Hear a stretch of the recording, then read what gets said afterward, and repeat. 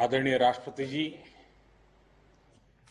मंत्रिमंडल के मेरे सहयोगी रमेश पोखरियाल जी, संजय धोत्रे जी, इस सम्मेलन में भाग ले रहे सभी माननीय राज्यपाल, उपराज्यपाल सहित राज्यों के शिक्षा मंत्री, राष्ट्रीय शिक्षा नीति को आकार देने में मुख्य भूमिका निभाने वाले डॉक्टर कस्तूरीरंगन जी और उनकी टीम, अलग अलग विश्वविद्यालय के कुलपति, शिक्षाविद, देवियों और सज्जनों,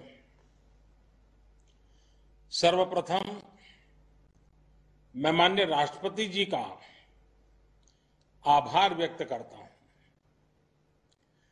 राष्ट्रीय शिक्षा नीति के संदर्भ में ये आयोजन बहुत ही प्रासंगिक है, बहुत महत्वपूर्ण है। शिक्षा जगत का सैकड़ों वर्षों का अनुभव एक साथ यहां एकत्रित है। मैं सभी का स्वागत करता हूं, अभिनंदन करता हूं। मान्यवर, देश की एस्पिरेशंस को पूरा करने का बहुत महत्वपूर्ण माध्यम शिक्षा नीति और शिक्षा व्यवस्था होती है। शिक्षा व्यवस्था की जिम्मेदारी से केंद्र सरकार, राज्य सरकार, स्थानीय निकाय सभी जुड़े होते हैं। लेकिन ये भी सही है कि शिक्षा नीति में सरकार, उसका दखल, उसका प्रभाव कम से कम होना चाहिए। शिक्षा नीति से जितना शिक्षक जुड़े होंगे, अभिभावक जुड़े होंगे, छात्र छात्राएं जुड़े होंगे, उतना ही उसकी प्रासंगिकता और व्यापकता दोनों ही बढ़ती है। राष्ट्रीय शिक्षा नीति पर 4-5 साल उसके पूर्व यह काम शुरू हुआ था। देश के लाखों लाख लोगों ने, शहर में रहने वाले लोगों ने, गांव में रहने वाले लोगों ने, शिक्षा क्षेत्र से जुड़े अनुभवी लोगों ने इसके लिए अपना फीडबैक दिया था, अपने सुझाव दिए थे। शिक्षा नीति का जो ड्राफ्ट तैयार हुआ था, उसके अलग अलग पॉइंट्स पर भी 2 लाख से अधिक लोगों ने अपने सुझाव दिए थे। यानी अभिभावक, छात्र छात्राएं, शिक्षाविद, शिक्षक, शिक्षा प्रबंधक, प्रोफेशनल्स, सभी ने इसके निर्माण में अपना योगदान दिया है। इतना गहरा, इतना व्यापक, इतना विविधताओं से भरा हुआ मंथन के बाद अब ये जो अमृत निकला है, इसलिए ही अब हर ओर राष्ट्रीय शिक्षा नीति का स्वागत हो रहा है। गांव में कोई शिक्षक हो या फिर बड़े बड़े शिक्षाविद, सबको राष्ट्रीय शिक्षा नीति अपनी शिक्षा नीति लग रही है। सभी के मन में एक भावना है कि पहले की शिक्षा नीति में यही सुधार तो मैं होते हुए देखना चाहता था। ये एक बहुत बड़ी वजह है कि राष्ट्रीय शिक्षा नीति की स्वीकारता की, एक्सेप्टेंस का मूल कारण यही है। शिक्षा नीति क्या हो, कैसी हो, उसका स्वरूप क्या हो, ये तय करने के बाद अब देश एक स्टेप और आगे बढ़ा है। अब पूरे देश में राष्ट्रीय शिक्षा नीति को लेकर, उसके इम्प्लीमेंटेशन को लेकर व्यापक विचार विमर्श हो रहा है, संवाद हो रहा है। ये व्यापक विचार विमर्श इसलिए जरूरी है क्योंकि राष्ट्रीय शिक्षा नीति, नेशनल एजुकेशन पॉलिसी सिर्फ पढ़ाई लिखाई के तौर तरीकों में ही बदलाव लाने के लिए नहीं है। ये पॉलिसी 21वीं सदी के भारत के सामाजिक और आर्थिक जीवन को नई दिशा देने वाली है। ये पॉलिसी आत्मनिर्भर भारत के संकल्प और सामर्थ्य को आकार देने वाली है। जाहिर है, इस बड़े संकल्प के लिए हमारी तैयारियां, हमारी जागरूकता भी उतनी ही बड़ी होनी चाहिए। आप में से अधिकांश महानुभाव राष्ट्रीय शिक्षा नीति की बारीकियों का अध्ययन कर चुके हैं, लेकिन इतने बड़े रिफॉर्म्स की बारीकियां, उसके लक्ष्य पर निरंतर बात करना अभी उतना ही आवश्यक है। सारे संदेहों और सवालों को सुलझाते हुए ही देश राष्ट्रीय शिक्षा नीति को सफलतापूर्वक लागू कर पाएगा। मान्यवर, आज दुनिया भविष्य में तेजी से बदलते जॉब्स, नेचर ऑफ वर्क को लेकर व्यापक रूप से चर्चा कर रही है। ये पॉलिसी देश के युवाओं को भविष्य की आवश्यकताओं के मुताबिक नॉलेज और स्किल्स दोनों मोर्चों पर तैयार करेगी। नई शिक्षा नीति स्टडी के बजाय लर्निंग पर फोकस करती है और करिकुलम से और आगे बढ़कर क्रिटिकल थिंकिंग पर जोर देती है। इस पॉलिसी में प्रोसेस से ज्यादा पैशन, प्रैक्टिकलिटी और परफॉर्मेंस पर बल दिया गया है। इसमें फाउंडेशनल लर्निंग और लैंग्वेजेस पर भी फोकस है। इसमें लर्निंग आउटकम्स और टीचर ट्रेनिंग पर भी फोकस है। इसमें एक्सेस और असेसमेंट को लेकर भी व्यापक रिफॉर्म्स किए गए हैं।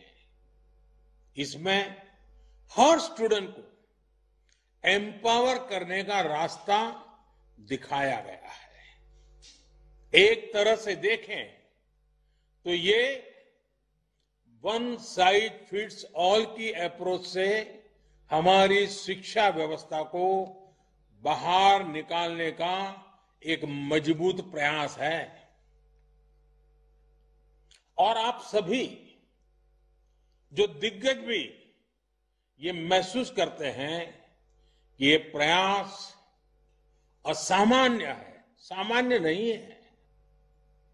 बीते दशकों से हमारे एजुकेशन सिस्टम में जो भी कमियां हमें दिखती थी, जो भी समस्याएं हमको लगती थी, उनको दूर करने के लिए विस्तार से इस पॉलिसी में चर्चा की गई है।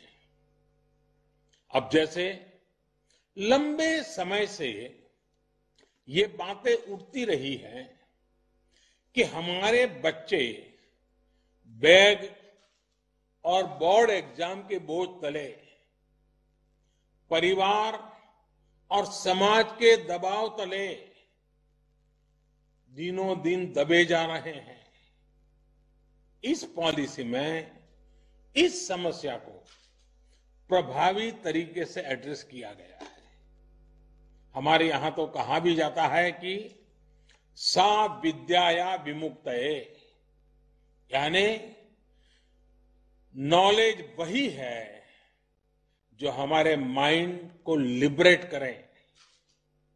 जब फाउंडेशनल स्टेज पर ही बच्चों को उनके कल्चर, भाषा, परंपरा से जोड़ा जाएगा तो शिक्षा अपने आप ही प्रभावी होगी, सहज होगी और बाल मन उससे खुद को जुड़ा हुआ पाएगा। नेशनल एजुकेशन पॉलिसी में हमारे सही मायने में बिना दबाव के, बिना अभाव के और बिना प्रभाव के सीखने के लोकतांत्रिक मूल्यों को हमारी शिक्षा व्यवस्था का हिस्सा बनाया गया है। जैसे स्ट्रीम्स को लेकर जो बच्चों पर दबाव रहता था, वो अब हटा दिया गया है। अब हमारे युवा अपने इंटरेस्ट, अपने एप्टीट्यूड के हिसाब से पढ़ाई कर सकेंगे। वरना पहले होता यह था कि दबाव के कारण विद्यार्थी अपनी क्षमता के बाहर की कोई और ही स्ट्रीम चुन लेते थे और जब तक उनको रियलाइज होता था तब तक बहुत देर हो जाती थी। परिणाम यह होता था कि या तो विद्यार्थी थक हार कर ड्रॉप कर लेता था या फिर जैसे तैसे अपना गुजारा कर लेता था, समय बिताता था। इससे किस प्रकार की समस्याएं हमारे देश में पैदा होती रही हैं, ये कितनी समस्याओं की जड़ है, मैं समझता हूं मुझसे ज्यादा आप लोग जानते हैं, भली बात जानते हैं। राष्ट्रीय शिक्षा नीति में ऐसी समस्याओं का समाधान तो है ही। एकेडमिक बैंक ऑफ क्रेडिट से भी छात्रों को बहुत लाभ होगा। मान्यवर, आत्मनिर्भर भारत बनाने के लिए युवाओं का स्किलफुल होना बहुत ही जरूरी है। छोटी उम्र से ही वोकेशनल एक्सपोजर मिलने से हमारा यूथ भविष्य के लिए बेहतर तरीके से तैयार होगा। प्रैक्टिकल लर्निंग से हमारे युवा साथियों की एम्प्लॉयबिलिटी देश में तो बढ़ेगी ही, ग्लोबल जॉब मार्केट में भी हमारी हिस्सेदारी ज्यादा होगी। हमारे यहां कहा गया है, आनो भद्राः क्रतवो यंतु विश्वतः, यानी अच्छे विचार जिस दिशा से भी आए उनको ग्रहण करना चाहिए। भारत तो प्राचीन काल से नॉलेज का एक ग्लोबल सेंटर रहा है। 21वीं सदी में भी भारत को हम एक नॉलेज इकोनॉमी बनाने के लिए प्रयासरत है। नई शिक्षा नीति इस संकल्प को सिद्ध करने की दिशा में बड़ा कदम है। नई राष्ट्रीय शिक्षा नीति ने ब्रेन ड्रेन को टैकल करने के लिए और सामान्य से सामान्य परिवारों के युवाओं के लिए भी बेस्ट इंटरनेशनल इंस्टीट्यूशन के कैंपस भारत में स्थापित करने का रास्ता खोला है। जब देश में ही अंतर्राष्ट्रीय स्तर के टॉप कैंपस आएंगे तो पढ़ाई के लिए बाहर जाने की प्रवृत्ति भी कम होगी और हमारे अपने यूनिवर्सिटीज, कॉलेज भी ज्यादा कॉम्पिटिटिव हो पाएंगे। इसका एक और पहलू ऑनलाइन एजुकेशन भी है। जिससे पढ़ाई लिखाई के लिए लोकल हो या इंटरनेशनल हर प्रकार की सीमाएं समाप्त हो जाती हैं। मानिए, जब किसी भी सिस्टम में इतने व्यापक बदलाव होते हैं, जब एक नई व्यवस्था बनाने की तरफ हम बढ़ते हैं, तो कुछ शंकाएं, आशंकाएं स्वाभाविक ही है। माता पिता को लगता होगा कि अगर इतनी आजादी बच्चों को मिलेगी, अगर स्ट्रीम खत्म हो जाएगी, तो आगे कॉलेज में उनको दाखिला कैसे मिलेगा, उनके बच्चों को कैरियर का क्या होगा। प्रोफेसर्स, टीचर्स के मन में सवाल होंगे कि वो खुद को इस बदलाव के लिए तैयार कैसे कर पाएंगे। इस प्रकार का पाठ्यक्रम कैसे मैनेज हो पाएगा। आप सभी के पास भी अनेक सवाल होंगे जिन पर आप चर्चा भी कर रहे हैं। ये सवाल इम्प्लीमेंटेशन से जुड़े ज्यादा है। जैसे इसमें करिकुलम डिजाइन कैसे हो पाएगा, स्थानीय भाषाओं में सिलेबस और कंटेंट कैसे तैयार हो पाएगा, लाइब्रेरीज को लेकर डिजिटल और ऑनलाइन कंटेंट और पढ़ाई को लेकर जो बातें इसमें रखी गई हैं, उन पर कैसे काम होगा। कहीं साधन संसाधन के अभाव में हम अपने लक्ष्यों से चूक तो नहीं जाएंगे। एडमिनिस्ट्रेशन को लेकर भी अनेक प्रकार के सवाल आप सभी के मन में स्वाभाविक रूप से होंगे। ये सभी सवाल महत्वपूर्ण भी हैं। हर सवाल के समाधान के लिए हम सब मिलकर के काम कर रहे हैं। शिक्षा मंत्रालय की तरफ से भी लगातार संवाद जारी है। राज्यों में भी हर स्टेक होल्डर की पूरी बात, हर राय को, फीडबैक को खुले मन से सुना जा रहा है। आखिर हम सभी को मिलकर ही तो तमाम शंकाओं और आशंकाओं का समाधान करना है। जिस प्रकार की फ्लेक्सिबिलिटी का विजन लेकर के ये पॉलिसी आई है, उसी प्रकार मैक्सिमम फ्लेक्सिबिलिटी हम सभी को भी इम्प्लीमेंटेशन को लेकर भी दिखानी होगी। ये शिक्षा नीति सरकार की शिक्षा नीति नहीं है, ये देश की शिक्षा नीति है। जैसे विदेश नीति किसी सरकार की नहीं, देश की विदेश नीति होती है। रक्षा नीति किसी सरकार की नहीं, देश की रक्षा नीति होती है। वैसे ही शिक्षा नीति भी कौन सरकार है, किसकी सरकार है, कौन बैठा है, कौन नहीं बैठा है, उसके आधार पर नहीं चलती है। शिक्षा नीति देश की ही नीति होती है। और इसीलिए 30 साल के बाद, बीच में कई सरकारें आई, 30 साल के बाद आ रहा है, क्योंकि ये सरकारों के बंधनों में बंधी हुई नहीं है, ये देश के एस्पिरेशन से जुड़ी हुई है।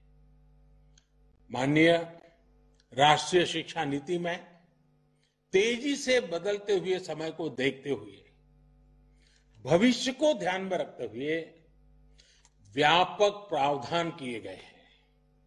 जैसे जैसे टेक्नोलॉजी का विस्तार गांव गांव तक हो रहा है, देश के गरीब से गरीब को, हर वंचित पिछड़े आदिवासी तक आधुनिक टेक्नोलॉजी पहुंचती जा रही है। वैसे वैसे इंफॉर्मेशन और नॉलेज तक का एक्सेस भी बढ़ रहा है।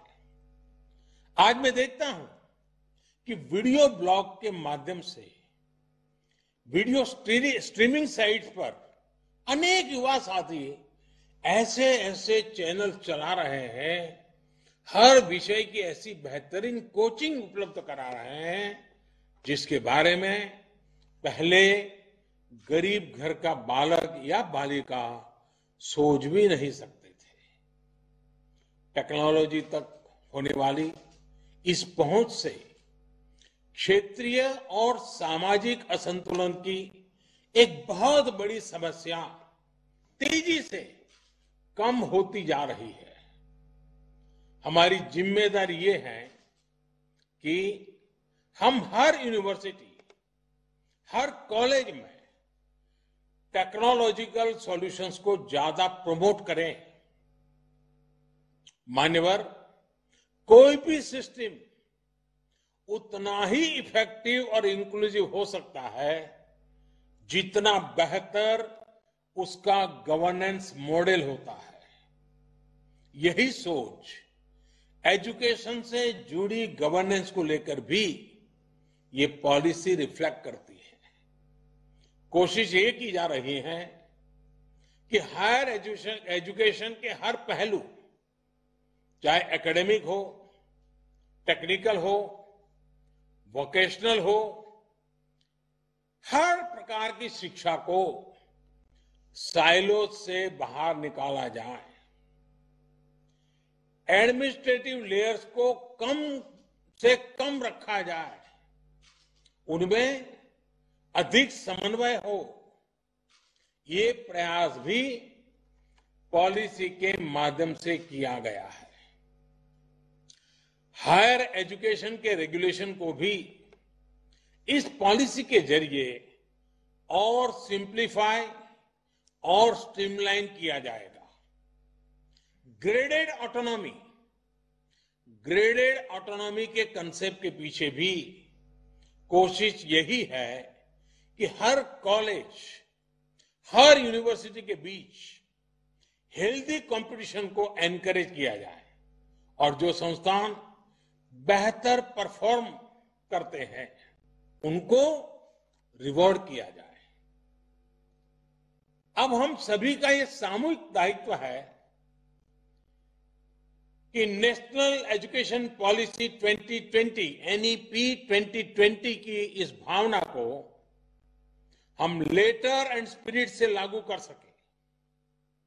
मेरा आप सभी से विशेष आग्रह है कि 25 सितंबर से पहले अपने राज्यों, केंद्र शासित प्रदेशों की यूनिवर्सिटीज में ज्यादा से ज्यादा इस प्रकार के वर्चुअल कॉन्फ्रेंस आयोजित किए जाएं। प्रयास यही है कि नेशनल एजुकेशन पॉलिसी को लेकर समझ निरंतर हम समझते चलें, हमारी समझ बेहतर हो सके, इसके लिए प्रयास हो। एक बार फिर आप सभी को अपना समय निकालने के लिए मैं बहुत बहुत आभार व्यक्त करता हूं। मैं आदरणीय राष्ट्रपति जी का पुनः आभार व्यक्त करता हूं। आप सबको बहुत बहुत शुभकामनाएं। धन्यवाद।